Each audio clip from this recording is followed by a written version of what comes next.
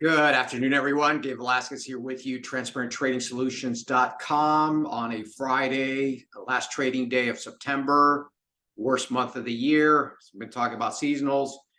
We're coming into October, middle of October, since actually, if you are into the seasonals, ends the worst period of the year.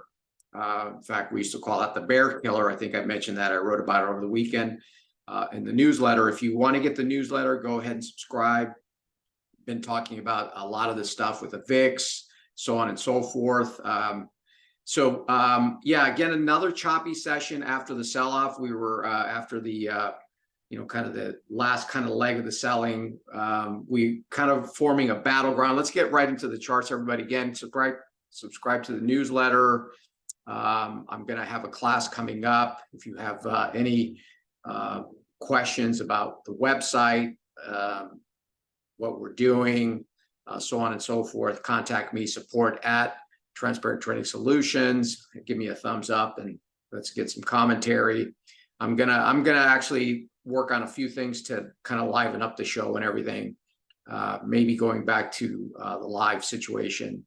But at the end of the day, it's about the information that I'm putting out. Put some commentary in if you want some additional information, something that may be more useful.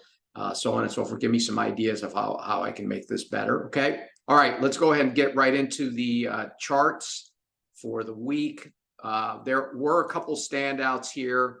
I focus primarily on markets that are moving and leave everything else alone because, that's where the opportunity is, where markets are moving, where markets are volatile. Volatility creates opportunity. The problem is a lot of folks, they just can't help themselves and trade in any kind of choppy environment. Remember, trading ultimately is about risk, reward, and probability.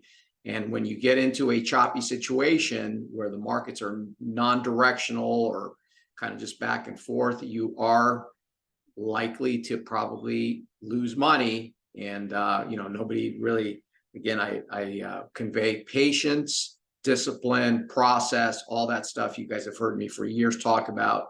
And if you don't have that and you continue to be compelled to trade every day, regardless of the environment, do yourself a favor. Go save your money. You're going to save yourself a lot of grief, a lot of aggravation, and more importantly, a lot of money if you can't help yourself. Okay, especially in this kind of environment. So as you know, I'll just tell you the way it is. Okay. All right. Let's get right into the chart. So let's start with the S&P again. We were on Tuesday. We basically went nowhere this week. This is again. Look, we started the week here after the sell-off, the Fed, the Fed sell-off.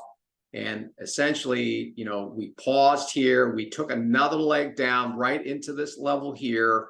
Again, attempted a rally, and now this today faded again. So overall, you can see we are essentially just chopping around between 4,300 and about 40, I don't know, let's call it 4370, 80, something like that.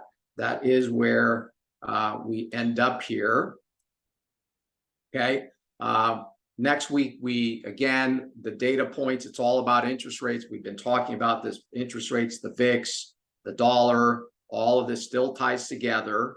And one of the things that you have to really think about is even rates higher, still markets are hanging in there. And, I mentioned the other day, beneath the surface, you got semi still doing well. They haven't broken down. It's Apple holding right around that 69 area set. The next level is going to be around 65, 165 on Apple. So if you want to watch that as a leading indicator, but generally speaking, you can see not anything that we haven't discussed in the last couple of days because the market's just been churning. You can see very, very choppy here.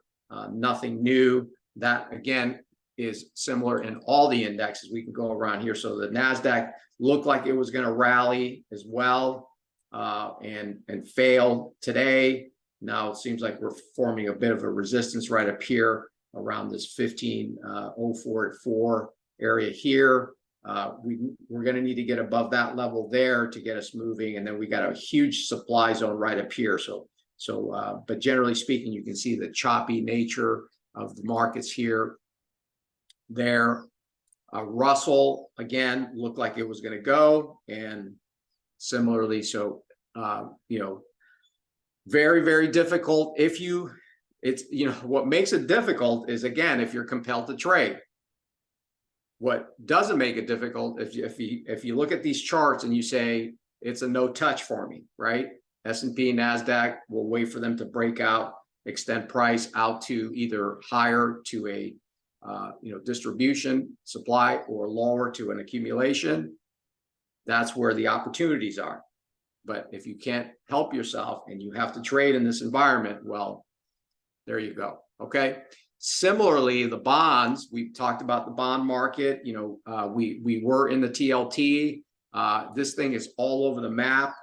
We have some recoveries and then came out. So we took a really tiny loss on our TLT position.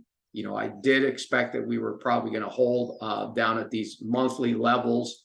Just looking down in here, we were actually trying to see if we could hold down in here. Obviously, that didn't happen. We had a big washout. And it still looks like it may be washed out, but again, too early to say. Yields did come off a little bit today initially, and then came right back up again. So we could be in a situation again where we're continuing to grind higher. We have these pullbacks. Again, the line in the sand for rates, if they're going to indeed start peaking, the first thing we have to do is clear this 450 level on the yield. If we can actually move through that, then that's your first signal that maybe they're peaking. But right now, we still have to give higher rates the benefit of the doubt, no question about it. Okay. On the short end, interestingly, the short end is holding steady. You can see this gap still holding. We haven't broken out yet. So that is the the uninverting, if you will, of the yield curve, meaning that the long end rates are coming up because they've been way below the short end, and now they're starting to get a little bit normalized, but still long ways. They're still, I guess the 10-year, 30-year was at, the 3-month 10-year was at almost 100 basis points, and now it's only like 60, 70. So basically what's happening is it's uninverting because the long end yields are coming up way faster than the short end. You can see it here on the 2-year. The price hasn't really broken down where you see that huge drop in the 10-year and the 30-year. Okay. Dollar similarly did come up right off our level here that I think I mentioned this level last session here. So we came up into the top end of that range here. Let me there you go, right there, right along here, and did come off, but again, there's your pullback demand, and for now it's still holding. So similarly, we still have clearly buyers in control. We have to respect that until we break down here, and this again translates into, we did some of our members did get long euro down here at these 2 lines. I think I mentioned this there. Peso, we in fact were in it, and we got knocked out of that. So the euro still working for some of my members. Some other members were out of the peso with, again, a small loss. And all the rest of the currencies today, again, it looked like we were going to go, and then the dollar turned right back up again. So you can see the situation there. Now, what's happening is standouts were gold. So gold is breaking down, and it's breaking down hard, right? I actually put out a short in gold this morning, thinking that maybe we get a rally and then we want to short gold. However, now that gold is breaking down, there are some levels below I'm looking at in gold, various levels on gold, and silver also broke down. We are coming down to some levels as well. Copper also looks like it may set up for a buy. And then platinum also looks pretty good down around the $9.08 93 area as well. Okay. And then oil, again, very close to confirming a top, not there yet. These charts are all kind of looking the same, right? This is similar to bonds. This is similar to the dollar. You will not break down oil unless you break this, pretty much this, I would say this is a daily demand right here. We have to break below 86, right? If you take a look here, this is the daily chart of oil. That is in fact a daily demand zone right there. So that's going to be the first. We could in fact pull back here and then continue to rally. If we break through that, then we're probably heading all the way back down into the mid 80s or so. Okay. Standout again today was the grain markets. We had a inventory grain stocks or whatever from the USDA. In particular, wheat just broke down hard out of this consolidation. So we had been mentioning, you know, that we anytime we get this kind of pattern, it's going to be prone to a break. This finally got today. We got that break, and now we're coming into some decent levels for next week in the wheat market. To some extent, the whole grain complex was under pressure today.